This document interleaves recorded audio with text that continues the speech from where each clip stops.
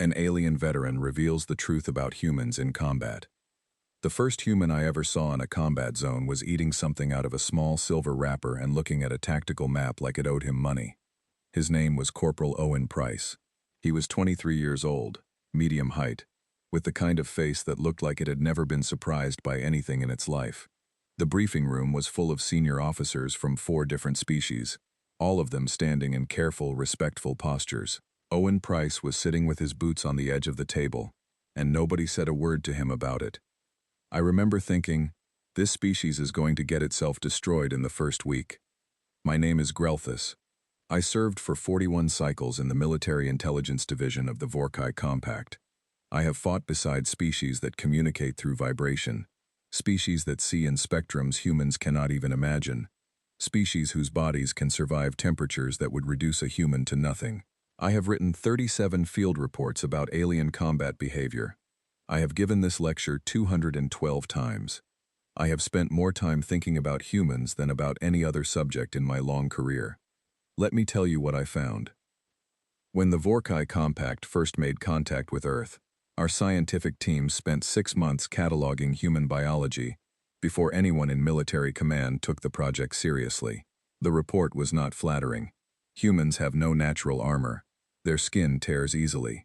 They have no venom, no toxins, no biological defense mechanisms beyond a reasonably effective immune system. Their eyesight is poor in low light. Their hearing is average at best. They sleep for roughly 1/3 of every day, which, from a military standpoint, is an enormous vulnerability. The report concluded that humans were, biologically speaking, somewhere between a Tier 3 and Tier 4 species in terms of combat potential. The panel that reviewed the findings voted unanimously to classify humanity as a non-priority military contact. They would be useful for resource exchange, perhaps cultural diplomacy, but not for warfare. I was not on that panel. I read the report afterward, and I remember thinking that it was thorough, well-organized, and completely wrong about everything that actually mattered. But I did not know that yet. I learned it slowly, the way you learn most important things, by watching something happen that you were absolutely certain could not happen. The battle at Kethmora station was not supposed to be complicated. The Vorkai Compact had been engaged for 2 years in a slow, grinding conflict with an expansionist force called the Dravari Collective, and Kethmora was a resupply station positioned at a critical junction in the outer corridor. The Collective wanted it. We needed to hold it. The math was straightforward.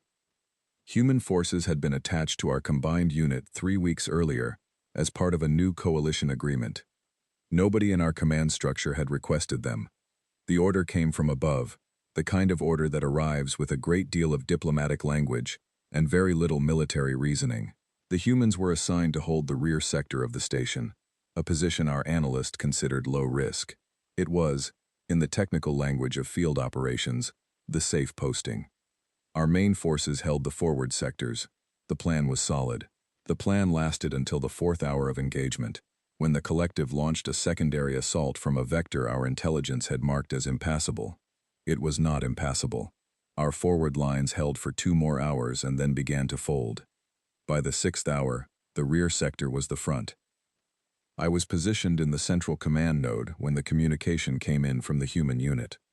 The voice on the line was calm, not the careful, controlled calm of a trained soldier managing fear. Something else, something flatter and more focused than calm. It was the voice of someone who had already processed the situation and moved past the part where it was a problem. We have eyes on the advance. They are coming through the eastern corridor in force. We are holding our position and reorienting to meet them. We will need ammunition resupply at the following coordinates. That was it. No request for evacuation. No report of casualties leading to a withdrawal request. No panic in the transmission.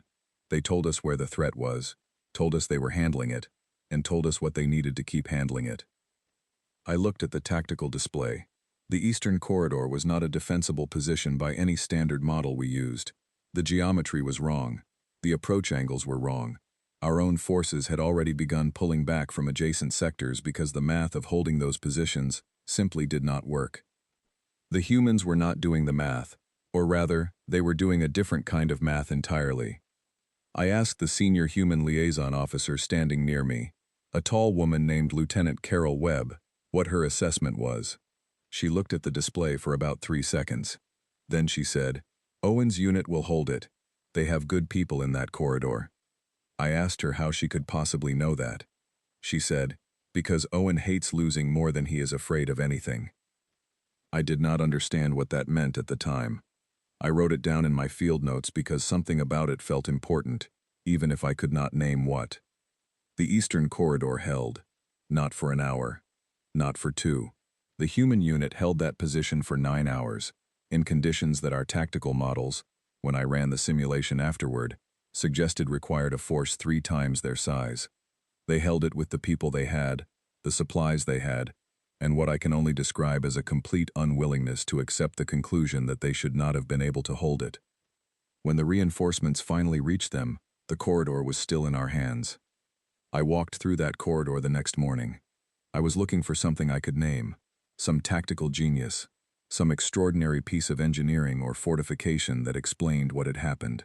What I found were improvised barricades made from broken equipment, handwritten notes to each other left on the walls as information passed between positions, and evidence of at least 3 separate moments where the unit had adapted its approach on the fly, without any communication from command. They had not followed the plan because the plan had stopped being relevant. They had looked at the situation as it actually was, made new decisions, and kept going. Owen Price was sitting against the wall at the far end of the corridor when I found him. He was eating something again, another silver wrapper. He looked up at me with those calm, unsurprised eyes and said, "Rough night." I told him that what his unit had accomplished was not supposed to be possible. He thought about that for a moment. Then he shrugged and said, "We did not know that." I have thought about that answer every day for 30 years. They did not know it was impossible, and so they did not stop. I want you to understand something about what I am telling you, because it matters for everything that comes after. I am not saying that humans are unbeatable. I am not saying they are the greatest warriors in the galaxy. I am saying that the way they process a situation that should cause surrender is unlike anything I have ever encountered in 4 decades of military service.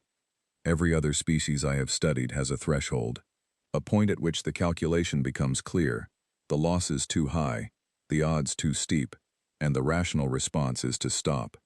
This is not weakness. This is intelligence. Knowing when to withdraw is as important as knowing when to advance. Every serious military tradition in the known galaxy teaches this. Humans teach it too. I have read their military manuals. They understand the concept perfectly well in theory. They simply refuse to apply it at the moments when applying it would save their lives. I walked out of Kethmora station 3 days later, with a very different file in my head than the one I had arrived with. The official report still said humans were a Tier 3 combat species. I no longer believed the official report.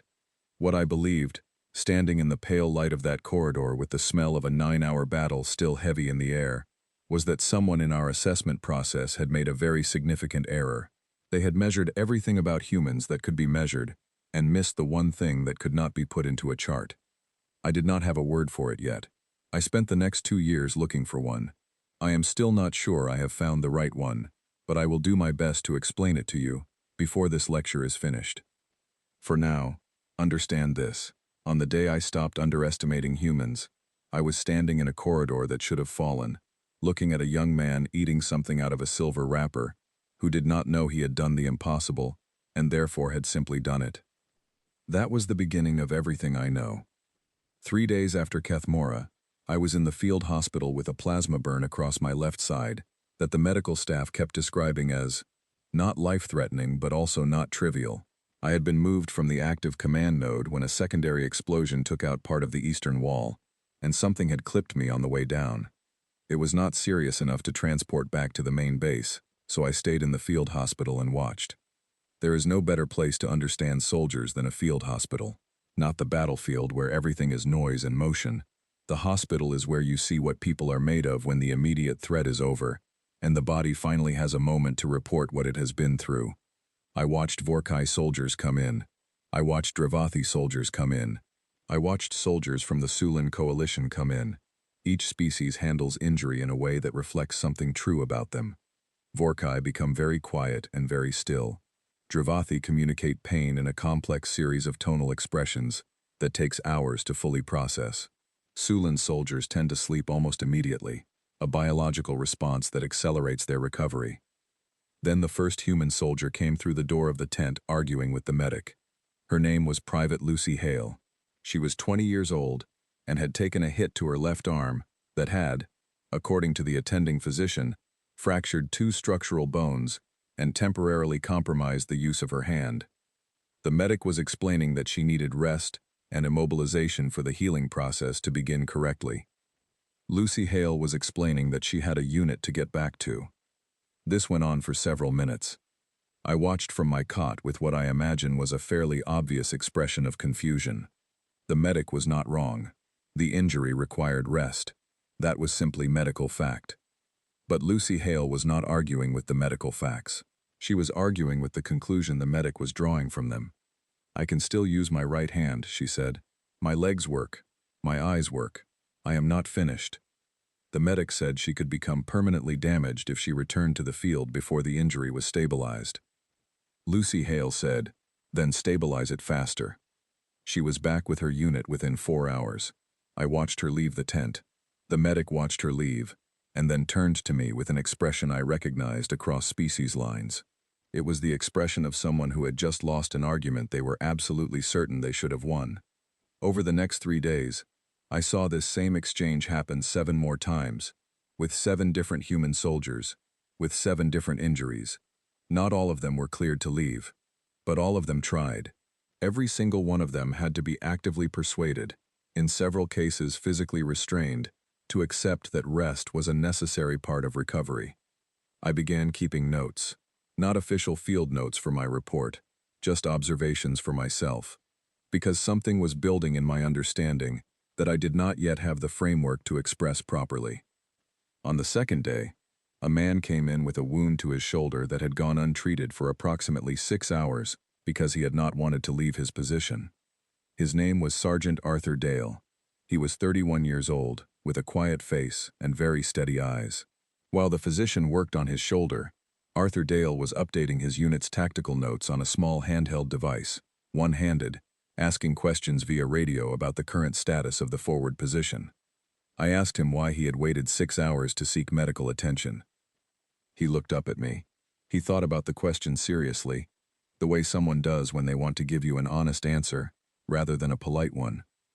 "We were busy," he said.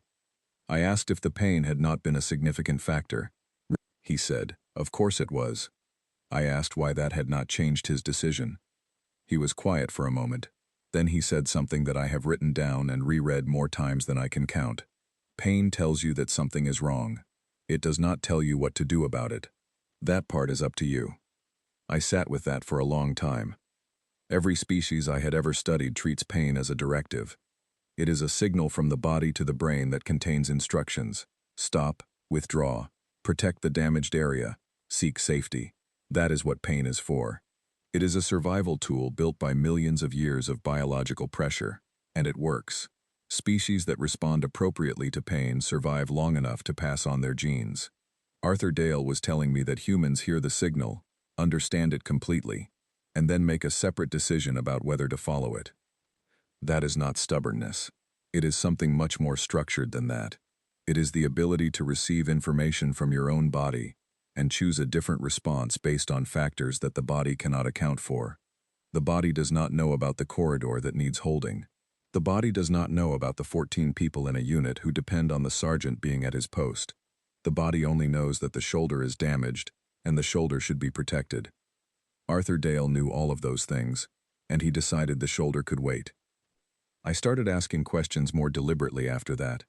I spoke to human soldiers in the hospital, during their brief windows of rest, and what I found was that almost all of them had a version of the same answer when I asked them why they kept going under conditions that would stop other species.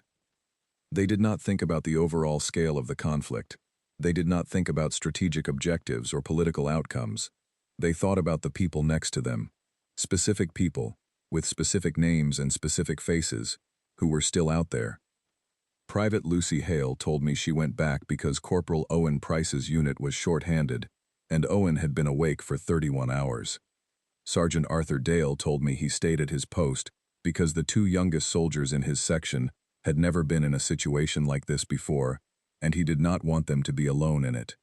A young soldier named Private Ben Marsh, who had come in with a head wound that was serious enough that he should not have been conscious and was conducting a perfectly coherent conversation with me, told me he needed to get back because he had made a promise to his friend that they would both go home. I did not ask what happened to the friend.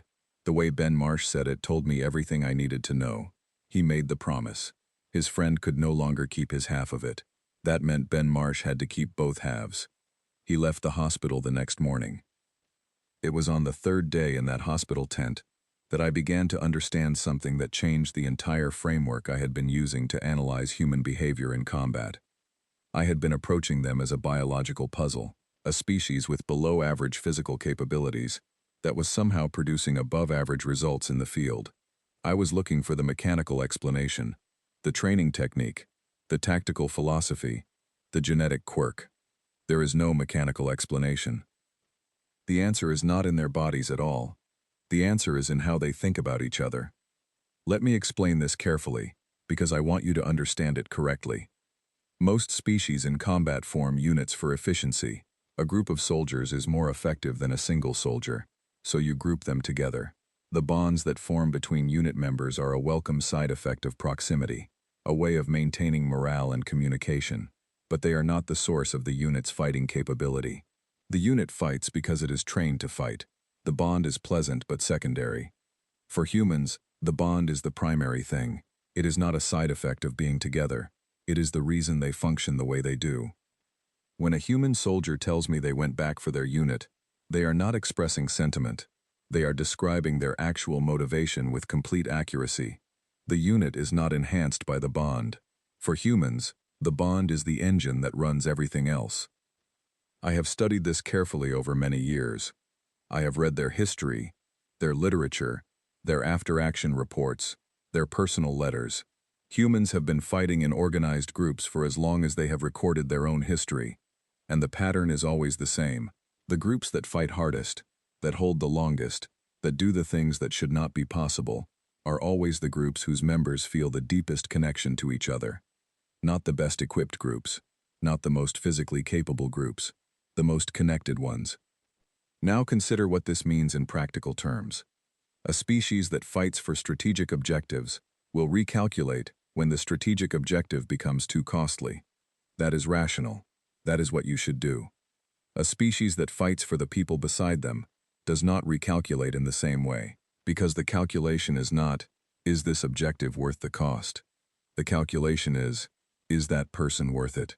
And the answer a human soldier gives to that question, over and over and over again, in field hospitals and ruined corridors and positions that should have been abandoned hours ago, is yes. Yes, without hesitation. Yes, without asking what the strategic outcome will be. Yes, because the alternative is not accepting a poor trade. The alternative is leaving someone behind, and that is something most humans simply cannot make themselves do. I have seen this tested.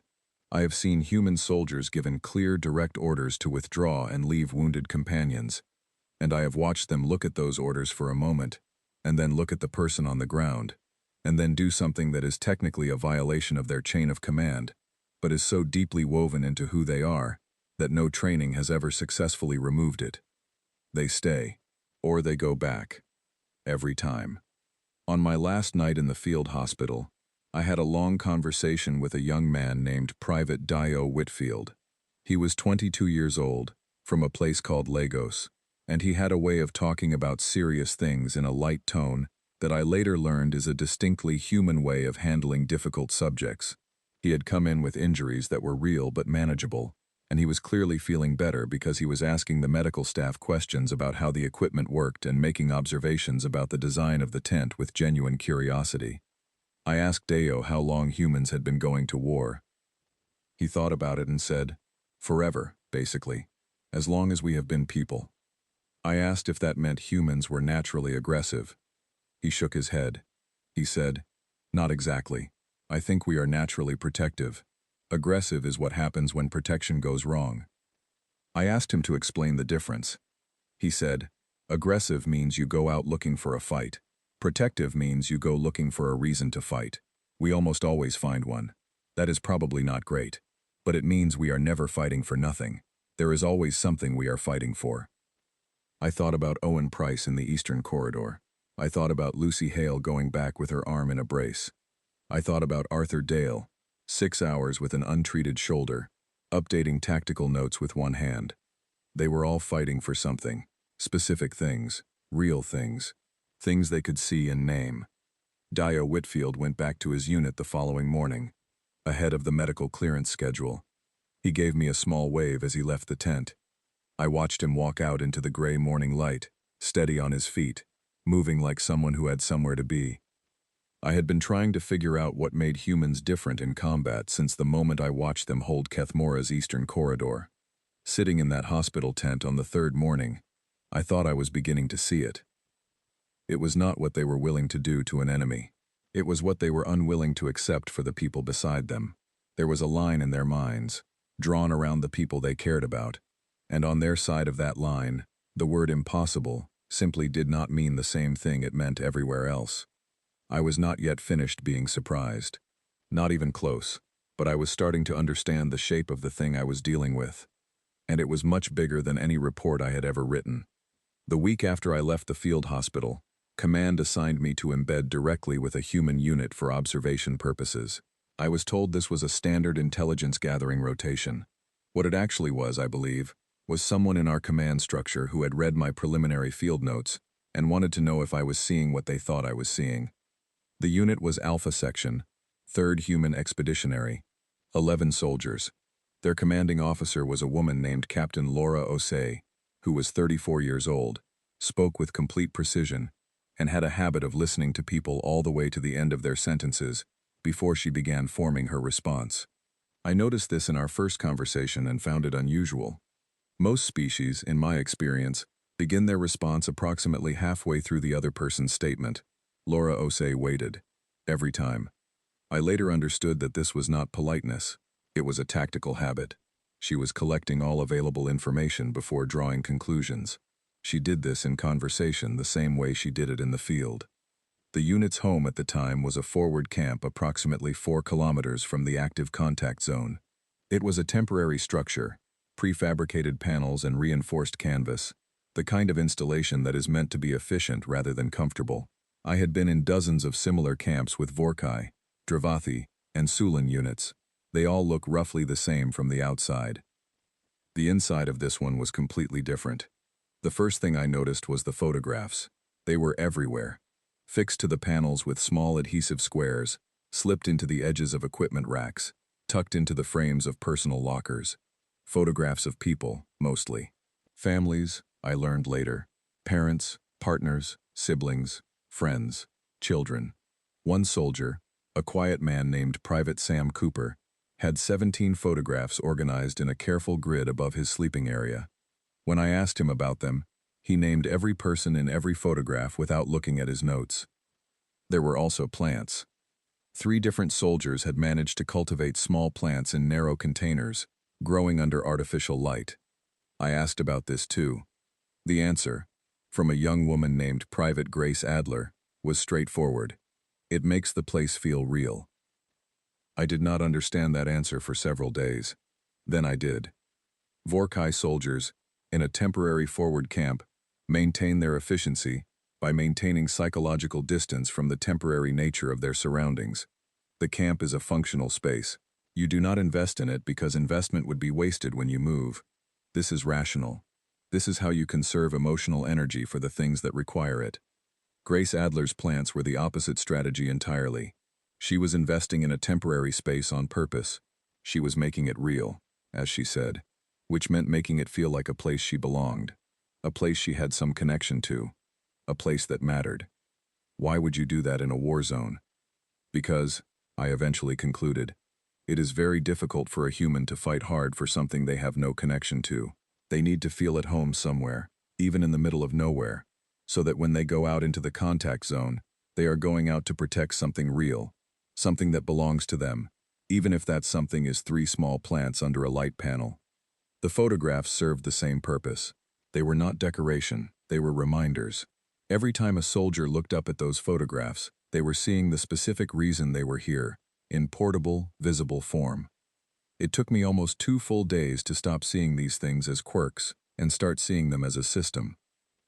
And once I saw it as a system, I could not stop seeing how completely it was designed. Not deliberately. I do not think humans designed it consciously, but how it had evolved over generations of people fighting in terrible conditions, into something that works. Everything in that camp, the photographs and the plants and the food they cooked on equipment not technically designed for cooking, and the handwritten notes they left each other on the communication board, was part of a way of living that kept them human, in a situation designed to strip that away. Most military cultures try to reduce the individual. You are a unit, not a person. You follow orders, not instincts. You suppress the self because the self is vulnerable. Human military culture does the same thing in training and doctrine, but in practice, in the actual living of it, human soldiers preserve the individual obsessively. They know each other's names, their families, their histories, their opinions on things that have nothing to do with the mission. They argue, joke, remember birthdays, share food, ask about each other's loved ones by name. And this, I came to understand, is not a weakness in their military culture. It is the engine of it. A soldier who knows you, really knows you, the way these 11 people knew each other, will not leave you. Not because of orders, not because of doctrine, because leaving you would mean leaving a part of themselves, and humans are very bad at doing that. I watched this play out in real time on the 4th day of my embed. The unit received orders for a reconnaissance mission into a sector that had been marked as unpredictable after a recent shift in collective movement patterns. It was a mid-risk mission, not the worst kind, but not routine. Captain Osei briefed the section clearly and precisely. Questions were asked, questions were answered. The plan was solid. Then, about 20 minutes before departure, I noticed something. The soldiers were going around to each other, not in any organized way, just naturally, in pairs and small groups, and talking. Not about the mission, about other things. Private Sam Cooper was telling Private Grace Adler about a restaurant he wanted to visit when he got home. Arthur Dale, now fully recovered from his shoulder, was listening to a long story from a young soldier named Private Ned Brooks about something that had happened to Ned's father, a story that had apparently been interrupted twice before, and was finally being finished. I asked Captain Osei what was happening. She watched her soldiers for a moment before she answered. Then she said, "They are reminding each other who they are. You go into something uncertain. You want to know the people beside you. Not their tactical profiles, them." I asked if this was standard practice. She smiled, just slightly. She said, "It is not in any manual." The reconnaissance mission went smoothly. The unit moved efficiently, communicated clearly, and returned with the intelligence they had been sent to gather. But I noticed, throughout the mission, how constantly they were in low-level contact with each other. Not loud communication that would compromise their position, but steady, quiet checking. A look, a gesture. The kind of attention you pay to someone when you are genuinely concerned with their well-being and not just their operational status. On the way back to camp, walking through the gray morning with the dust of the outer sector still on our boots, I found myself beside Private Ned Brooks. He was 19 years old, the youngest member of the section, and he had a curious habit of noticing small things, a shape in the terrain, an unusual sound, the way the light changed at certain times of day, and commenting on them quietly to whoever was nearby. He pointed out a cluster of small rocks arranged in a very specific pattern near the edge of the path. He said he thought an animal had done it, building something without knowing why. I said I did not know the animal life of this region well enough to comment. He said, "It is strange that they build things just because something in them says to build. No plan, no reason, just building." I looked at him. He was still looking at the rocks. I thought about the photographs above Sam Cooper's bunk. I thought about Grace Adler's plants. I thought about the handwritten notes on the communication board. I thought about the half-finished story about Ned's Father's Day that had finally been completed 20 minutes before a mission because someone needed to hear the end of it. Humans build things just because something in them says to build, even in places where there is no reason to build, even when the building is temporary, even when everything around them is designed to remind them that nothing here is meant to last. They build anyway. They connect anyway. They remember each other's names and stories, and the names of people they have never met, because those people matter to someone they care about, and that is enough. It was near the end of my embed period that the unit received the news that changed the tone of everything. A casualty report came in from an adjacent section. A soldier named Private Patrick Cole, 21 years old, had been lost in an engagement 2 days prior. He was from Arthur Dale's original unit and had transferred to the adjacent section 3 weeks before. He had been at the camp for a meal one evening, and several members of Alpha Section had met him. The news came in the evening. I watched the section receive it. There was a specific kind of silence that followed, the kind that has weight and texture. It was not the absence of sound. It was the presence of something that had no sound. Then the questions started. Not loudly, quietly, person to person. How? Was it quick? Was he alone? The questions that humans ask when they are trying to understand something that resists understanding. Captain Osei sat with her section for an hour. She did not give a speech. She did not redirect to mission focus or next objectives. She sat with them, and they talked about Patrick Cole, the things they remembered about him, a joke he had made at dinner, something he had said about his plans after the service ended. I watched this, and tried to understand it within the framework I had been building. Grief, in most species I have studied, is managed in private or in species-specific ritual. You separate the grief from the function. You process it on one side and return to your operational capacity on the other. The two streams do not mix, because mixing them would compromise both. These humans were mixing them completely and deliberately. They were sitting in a circle and talking about someone they had lost, and they were letting themselves feel that loss fully, together, in the middle of a forward camp 4 kilometers from an active contact zone. And when they stood up an hour later, something had happened that I did not expect. They were not subdued. They were not compromised. They were absolutely focused in a way they had not been before. Precise, and quiet, and completely present. Captain Osei caught me watching and came to stand beside me. She said, "We do not hide it. We carry it." I asked if it made them less effective. She looked at me for a moment, then she said, "It makes us remember what we are doing here."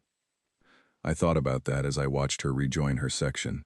I thought about every efficiency model I had ever been taught, every strategic framework that treated emotional experience as a variable to be controlled and minimized.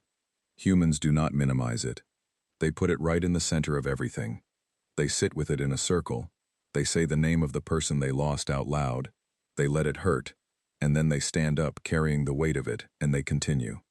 I do not know if this is the right way to handle loss. I am not a philosopher or a physician. I am a military observer. What I can tell you, from 41 cycles of field experience, is that the section that stood up after that hour around Patrick Cole's memory was one of the most capable fighting units I have observed in my entire career. They were not fighting with grief. They were fighting with purpose that the grief had sharpened into something harder and clearer than before. The last thing I want to tell you about those weeks embedded with Alpha Section is something small. It is not a tactical observation or a psychological analysis. It is just something that happened. On one of the final evenings, Captain Laura Osei brought out a small device and played music. Not military music, just music. The kind that people play when they want to feel something, without having to explain what the something is. Some of the soldiers talked quietly. Some just listened. The camp was still within range of the contact zone. The situation had not changed. For about 40 minutes, none of them thought about that. Then Osei turned the music off, and they became soldiers again without any visible transition, as if there was a switch they all found simultaneously without anyone giving the signal. I asked Dio Whitfield about it later. He was in the camp for a brief resupply visit, and I had mentioned what I had seen. He said, "You have to remember how to be a person, otherwise you lose the reason you are doing any of this." I wrote that down. I still have it in my original field notes, in the precise notation I used in those years. You have to remember how to be a person. I think that is the most important strategic doctrine the humans never officially wrote down. 3 weeks after my embed with Alpha Section ended, I was part of a small reconnaissance group that was separated from the main force during a collective flanking movement. The separation was not planned. These things rarely are. There were 6 of us. Captain Laura Osei had recommended me for the secondary reconnaissance team, and I had accepted because I had learned, in the weeks of my embed, that recommendations from Laura Osei were worth following. The team included 3 humans, 1 Vorkai myself, 1 Dravathi named Veth, and 1 Sulan named Iru. We were cut off in a collapsed infrastructure zone, an area that had once been a transit facility, and was now a maze of broken walls, dead power systems, and unstable overhead sections. The collective had swept through it 2 days prior, and while they had moved on from the main structure, there were still active units in the surrounding grid. We had to stay hidden, stay quiet, and stay alive for approximately 3 days, until a window opened for extraction. In that compressed, difficult space, I learned more about humans than I had in the previous month of formal observation. Because in the field hospital and the forward camp, I was an outside observer watching a system function. In that collapsed infrastructure zone, I was inside the system, dependent on it, and the people around me were no longer subjects of study. They were the reason I was going to survive, or not survive, the next 72 hours. The 3 humans were Owen Price, who I had first seen at Kethmora, Private Deo Whitfield, and a woman named Corporal Alice Marsh, who was 30 years old and had the most efficient movement I had ever observed in any person of any species. She moved like she had calculated the path before she took it. No wasted motion, no adjustment mid-step. She had been a competitive runner before her service, she told me later, as if that explained it. It only partly explained it. The first challenge arrived within 4 hours. Iru, our Sulan team member, had a physiological reaction to the particulate matter in the collapsed zone. Sulan respiratory systems are sensitive in ways that other species often underestimate. She was not in danger, but she was in distress, a particular kind of Sulan distress that involves involuntary auditory responses that carry quite far in enclosed spaces. We needed her silent. She could not be silent. She was trying, genuinely trying, and she could not manage it. Owen Price moved to her without anyone asking him to. He did not say anything immediately. He positioned himself next to her, very close, and put one hand on her back in a slow, steady rhythm, not a restraining hold, a grounding one. Just pressure, regular and calm, with a pace that was slower than her own distress. Sulan physiology responds to rhythmic external stimulus as a regulating signal. I knew this from my training. Owen Price, as far as I could determine, did not know this from any formal study. He seemed to know it the way some people know things, from paying attention to what works. Iru quieted within 10 minutes. She was not cured of her reaction, but she was managing it. Owen stayed close to her for the next 2 hours, maintaining that slow, steady rhythm whenever the distress started to rise, and gradually the intervals between incidents grew longer. I asked him afterward how he had known what to do. He said, "I did not know. I guessed that she needed to feel like something was stable. That is usually what people need when everything is moving too fast." He had transferred a principle from human psychology to an alien physiology through pure observation and reasoning, and it had worked. I made a note. My notes from those 3 days are the longest continuous observation record I have ever compiled. On the first night, we divided the watch schedule. This is standard procedure in any survival situation. What was not standard, or at least not standard in any military framework I had been trained in, was how the humans managed the schedule in practice. Vorkai watch rotation is strict and equal. Everyone bears the same burden. Deviation from the schedule is a sign of weakness or poor discipline. The humans looked at the 6 of us, assessed something I did not fully see them assessing, and then quietly arranged the schedule so that Veth, who had a genuine fear of darkness that they had apparently noticed without Veth mentioning it, was never alone on watch, so that Iru was on the lowest stress rotation while she was still managing her respiratory response, so that the humans themselves took the hardest windows without making any announcement about it. I asked Dio about this in a whispered conversation at the second watch change. He said, "You figure out what each person can handle, and then you build the plan around people, not the other way around." I said, "Most tactical frameworks build plans first, and assign people to fit them." He considered this, Then he said, "That is probably why some tactical frameworks lose a lot of people." On the second night, I was on watch with Owen Price at approximately 3 in the morning by the human time system. The infrastructure zone was quiet, which is a different thing from safe, but quiet enough that there was a long stretch where the only sound was the distant settling of unstable structure and the faint movement of air through the broken ceiling sections. Owen was very still. He has a quality of stillness when he is not moving that is unusual even among trained soldiers, a kind of settled presence, like a piece of furniture that has decided where it belongs and is not concerned about being moved. After a long silence, he said, "You have been studying us." I said I had. I said that was the reason I had been assigned to the embed. He said, "What have you worked out?" I told him honestly that I was still working. I told him that the framework I had arrived with at Kethmora had turned out to be wrong, and that I was building a new one, but it was not finished. He thought about this, then he asked, "What was wrong about the first framework?" I told him, "I was measuring the wrong things." He accepted that. He was quiet for a while. Then he said, "What are you measuring now?" I thought about that question for a long moment. Then I said, "I am trying to understand why the word impossible does not work the same way in your language as it does in mine." Owen Price looked out into the dark of the infrastructure zone for a while. A sound moved through the broken structure, settling dust and small debris, and we were both completely still until it passed. Then he said, "Impossible means a thing cannot happen. We do not really believe that. We think most things are just very difficult, and the word impossible is what you say when you have not found the right way yet." I wrote that down later, from memory, as precisely as I could. The extraction window came on the morning of the third day, earlier than expected because a secondary team had managed to clear a path through the eastern edge of the grid. We moved through the zone in a tight group, Alice Marsh on point because her movement was simply better than anyone else's, Owen and Dio covering the flanks, Veth and Iru in the protected center, and myself somewhere in the middle, doing my best to keep pace and stay quiet. We reached the extraction point without engagement. The transport was already waiting. As we moved toward it, I realized that somewhere in the previous 72 hours, I had stopped thinking of myself as an observer and started thinking of myself as the seventh member of this group.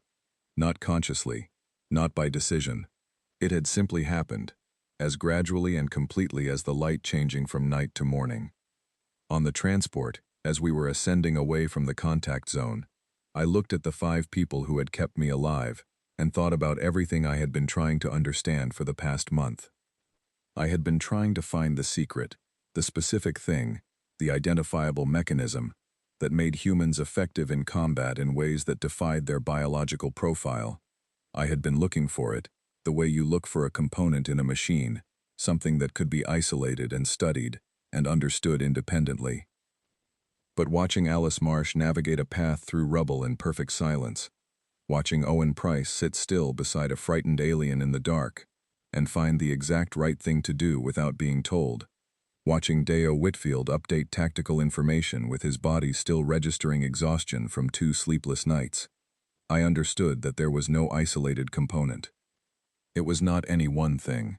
It was the combination, the connection to each other, and the refusal to let that connection break.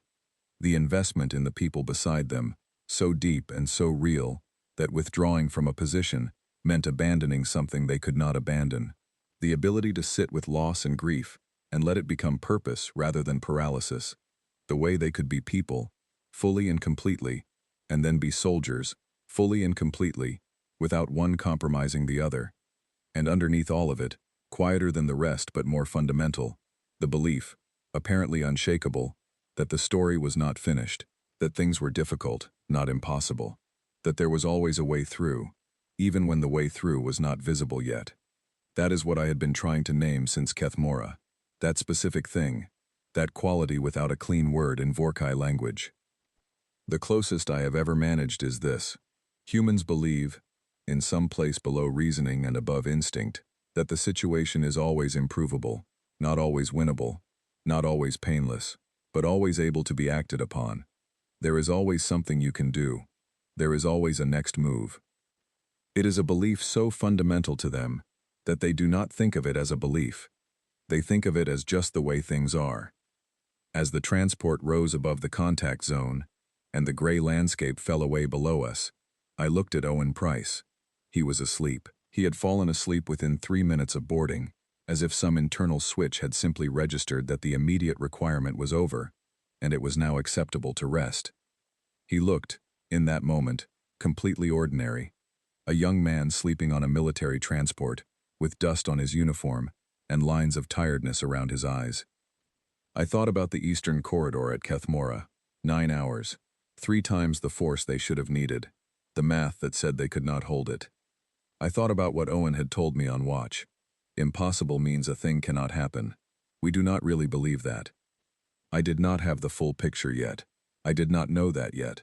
But I was beginning to see the outline of it, and it was larger than I had imagined, and older than any war we were currently fighting, and it was woven into these people so deeply that you could not remove it without removing them entirely. I slept for most of the flight back. When I woke, Owen Price was already awake, and looking at a map on his handheld device, planning something. He never stopped planning something. I have given this lecture 212 times in 30 years. The cadets sitting before me now are the youngest group I have addressed, and also, in some ways, the most important. Many of them will serve alongside human units in their first postings. Some of them will spend years embedded with human forces, as I did. All of them need to understand what they are going to encounter. So let me be direct with you. You are going to see things that do not fit your existing models of combat behavior. You are going to watch a human soldier return to a position you have assessed as untenable, and hold it. You are going to watch a human commander make a decision that looks irrational, and turn out to be the decision that saves the mission. You are going to watch human soldiers grieve in the middle of operations, laugh in the middle of danger, sleep in the middle of chaos, and then stand up and function with a clarity and precision that you would not have predicted was available to them. None of this is accidental. None of it is luck. It is the product of a way of being that humans have developed over a very long time, in very hard conditions, and it is not easy to understand from the outside. But it is possible to understand if you pay attention. Here is what I have learned. I am going to say it plainly. Humans are not exceptional because of what they will do to an enemy. They are exceptional because of what they will not do to each other. That refusal, that absolute unwillingness to leave their people behind, or to stop when the people beside them still need them, is the core of everything. It is not sentiment. It is structure. It is the framework their entire combat capability is built on. And once you understand it, everything else becomes clear. They are also exceptional because of how they process adversity. Every species has a breaking point, a threshold past which the rational response is to stop. Humans have this threshold too, in theory. In practice, I have spent 30 years looking for the situation that reliably activates it, and I have not found one. What I have found instead is that the conditions which trigger withdrawal or surrender in most species tend to trigger something different in humans. They become focused. They become quiet. They start looking for the next move, rather than assessing the overall situation. This is not because they are not afraid. I want to be clear about this, because it is a misunderstanding I encounter constantly in cadets who have not yet served alongside human units. Humans feel fear completely and fully. They are not numb to it. They are not suppressing it through training or biology. They feel it, and they choose, moment by moment, to continue anyway. Private Deo Whitfield told me, on a night watch in a collapsed infrastructure zone with active hostile units moving through the surrounding grid, that he was genuinely frightened. He said it the way you would say anything true, without embarrassment, without apology. He was frightened, and he was on watch, and he would stay on watch for his full shift, and then he would sleep when it was his turn, and then he would be frightened again when the next difficult thing arrived. That is not the absence of fear. That is something much harder and much more interesting than the absence of fear. That is the choice to continue inside the experience of fear rather than waiting for it to pass. Most species wait for it to pass before they act. Humans act while it is happening. Do you understand how significant that is? Do you understand what it means operationally? When you are in the field and conditions are deteriorating and a decision must be made in the next 30 seconds, that the human soldiers beside you are not waiting to feel ready. They will never feel ready. They know they will never feel ready. They have made a decision somewhere deep in their structure, that readiness is not the point. Action is the point. You act, and readiness follows, or it does not, and you act anyway. I want to tell you about something that happened in the last year of the conflict, because it has stayed with me more than almost anything else from that time. We had won the central engagements. The collective was in retreat. The political situation was moving toward a resolution that everyone knew was coming, and the question had shifted from whether we would win to exactly what the winning would look like. There was one remaining contested installation, a communications relay that had strategic value in the early stages of a conflict but had become, by that point, primarily a symbol. The kind of thing that gets fought over at the end of wars because neither side wants to be the one that seeded it, even when the practical importance has passed. The human forces were assigned to take the relay. They did. The engagement lasted 11 hours, and it was as hard and unpleasant as any engagement I witnessed in the entire conflict. Because by that stage both sides were tired, and tired soldiers make careful, grinding combat that takes a long time. Afterward, when the relay was secured, I stood in the main operational space of the installation and watched the human unit do the same thing they did after every completed engagement. They checked on each other. Not the official casualty check, that had already been done. This was the other check, the one where you look at the people beside you and make sure you know they are real and present and still here. I watched Arthur Dale, who by that point had been my unofficial field companion for the better part of a year, go through every member of his section with a quiet word, a hand on a shoulder, a look that communicated something I still cannot fully translate, something between acknowledgement and gratitude, and something else, something that does not have a word in my language, because we do not experience it in exactly that form. When he got to me, he did the same thing. He put his hand on my shoulder, looked at me for a moment and said, "Good." That was all. Good. One word. I have received formal commendations. I have received statements of gratitude from senior officers of multiple species. I have been given awards and acknowledgments and carefully worded letters of appreciation for my service. None of them landed the way that one word did, because it was not an evaluation. It was a recognition. You are here. I see you. Good. That is what humans do for each other, constantly. In the middle of everything, they recognize each other. They confirm that the person beside them is real and present, and that their presence matters. They do this with words and gestures, and the specific kind of attention that communicates, "I know you are here, and the fact that you are here is important to me." I have tried to explain this to colleagues who have not served alongside humans. It sounds simple when I describe it. It is not simple. It is one of the most technically demanding things I have ever witnessed, because it requires a soldier to remain emotionally present and available to the people beside them, under conditions that are specifically designed to eliminate emotional availability. The field strips you down. It takes away comfort and safety and certainty and rest, and what it leaves, in most species, is a functional operational unit, technically capable, but fundamentally alone inside the experience. Humans do not let that happen to each other. They will not allow the people beside them to be alone inside the experience. It is, as far as I can tell, not even a choice they make consciously. It is simply who they are. I want to tell you the last thing I want to tell you, and then I will answer your questions. After the conflict ended, I spent several months in a collaborative assessment process with military analysts from 6 different species, all of whom had served alongside human units during the engagement. We were trying to formalize what we had learned into something that could be incorporated into combined force doctrine for future coalition operations. It was productive work. We made real progress, but there was one thing that none of us could fully resolve, and I want to be honest with you about it, because I think it is important.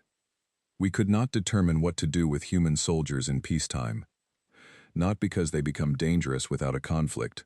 They do not. Humans in peacetime are, by most assessments, remarkable. They build and create and form communities, and pursue knowledge and love each other with the same intensity they bring to everything else. But the soldiers, specifically the soldiers, in the weeks and months immediately following the end of the conflict, showed a pattern that was consistent across all human units we assessed. They were disoriented, not dysfunctional, not broken, but disoriented. The corridor they had built their entire operational identity around, the clear need, the clear purpose, the specific people to protect, had become undefined in the piece. They were still ready to act. There was simply no clear direction for the action to go. Captain Laura Osei told me, in one of our last conversations, that transitioning from combat to peace was the hardest thing she had done in her service. Not because peace was bad, because the skills she had spent years developing were not the skills that peace required, and developing new ones while carrying the old ones intact was more complicated than anything she had faced in the field. I asked her if she missed the conflict. She thought about that for a long time, which was very like her. Then she said, "I miss the clarity. I do not miss the cost of it."